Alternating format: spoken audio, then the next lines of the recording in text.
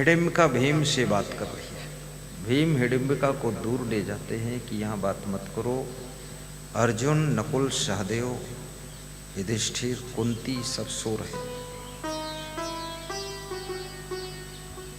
हिडिंबिका कहती है मैं तुम्हारे साथ विवाह रचना चाहती हूं। भीम ने कहा रे इतनी बड़ी गलती तुम क्यों कर रही हो?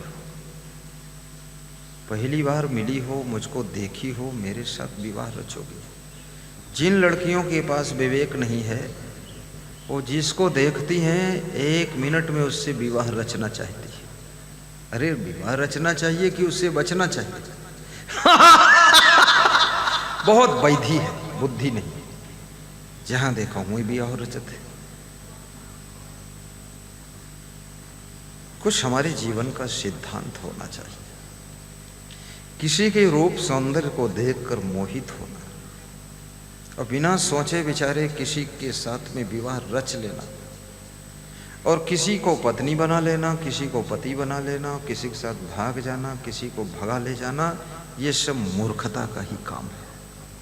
सोच समझ लो, पहले उसको देख लो, इसका स्वभाव क्या है, इसका नेचर क्या है, लेक्चर क्या है, पिक्चर क्या है, स्ट्रक्चर क्या है, व्हाट इज लाइफ, इसकी जिंदगी क्या है। खाली चेहरा देख करके तुमने विवाह कर लिया। अब वो स्त्री इतना चंचल है कि छत पे खड़ी फिर कुछ लफड़ा बना दे। अब तुम्हारे लिए पिंड रोग बन गई। तुम्हारे लिए तो ऐसे हो गए जैसे मछली कांटा गले में फंस गया। तुमने विवाह कर लिया किसी लड़के से, वो 4 लड़किन से और फंसा। अब तुम रो बैठ गए क्योंकि ये आदमी है, ये साढ़ है पूरा बेवकूफ आदमी। ये के साथ कहे फंसे हो तुम? सोच लो, विचार लो। एक पति अपनी पत्नी से कहता था तुम मेरी जान हो। पत्नी बड़ी खुश होती थी। पत्नी इतनी खुश होती थी कि मैं इसकी जान हूं, जब चाहूंगी तो जान खींच दूंगी, मैं इसकी जान हूं। अब ये क्या करेगा? तो एक दिन उस स्त्री ने कहा कि ये तो मैं मानती हूं कि तुम हमको बहुत मानते हो, क्योंकि तुमने जो कहा कि तुम मेरी जान हो, इससे मैं जान गई कि आप हमको बहुत मानते हो। तो पति बोला सच कहूं? बोले सच कहो।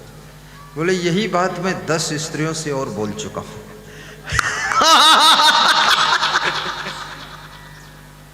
तब उसको पता चला ये कितना झूठा चुट्टा नालायक है। ऐसे मोहित मत होइए और किसी को मोहित करने का प्रयास भी मत करिए।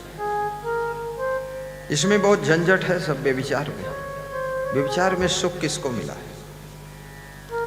कीचक ने व्यभिचार करने की कोशिश द्रौपदी के साथ किया था और जिस व्यभिचार को कर भी नहीं सका उससे पहले ही भीम ने कीचक का वध किया और 99 भाई आए लड़ने के लिए, उनको भी मारकर लाश बिछा दिया। व्यभिचार के बारे में सोचने से भी 100 भाइयों की हत्या हो गई। ये राजा विराट के साले थे। राजा विराट जब 100 सालों को मरा हुआ देखते हैं बहुत क्रोध आता है कि मेरे सालों को किसने मारा है। अर्जुन ने कहा चुप रहना, जबान मत चला दो। मैं ब्रहानल हूं, छिप कर रहता हूं, मेरा नाम अर्जुन है।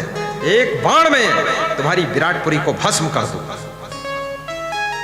तुम्हारे साले ने मेरी पत्नी के ऊपर कुदृष्टि डाला था, इन सब सालों को खत्म किया है हमारे भीम ने।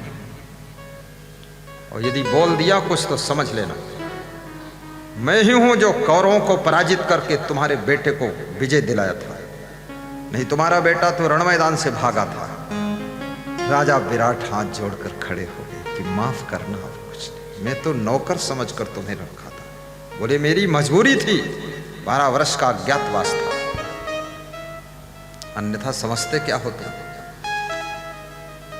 अर्जुन के बाण जहां पहुंचते थे वहां लोगों के होश उड़ जाते थे।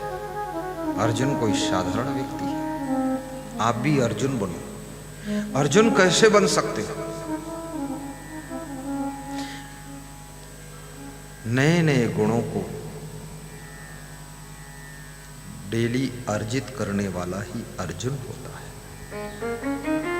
जहां से कोई गुण, कोई कला, कोई हुनर अर्जन करने को मिल जाए और जो व्यक्ति उसको अर्जित कर ले, वो इतना कलाकार, हुनरदार बन जाता है कि अर्जुन के समान हो जाता है। जिंदगी की हर फील्ड में उसको विजय मिलती है, सफलता मिलती है। इसलिए सबको अर्जुन बनना चाहिए और अपने जीवन का सारथी भगवान को बनाइए। आपकी दोस्त बहुत है।